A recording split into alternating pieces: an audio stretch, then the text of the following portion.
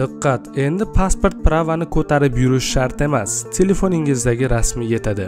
Endi shaxsni tasdiqlovchi va boshqa hujjatlarni elektron shakli ham tan olinadi. Ularning qog'oz nusxalari banklarda, notarial idoralarda, aeroport, vokzal va boshqa joylarda talab etilmaydi. 1-iyuldan kuchga kiradi. Tezkor, Covid yana Osiyoni qamrab oldi. Bloomberg nashri yozishiga ko'ra, virusning yangi to'lqinidan Xitoy, Singapur va boshqa davlatlar jabr ko'rmoqda. Kasallanish holatlari tez suratda o'smoqda. Og'ir holatlar, shu jumladan o'lim holatlari ham ko'paymoqda. Bir hafta ichida 31 ta o'lim holatlari qayd etilgan va bu hali epidemiyaning eng yuqori cho'qqisi emas.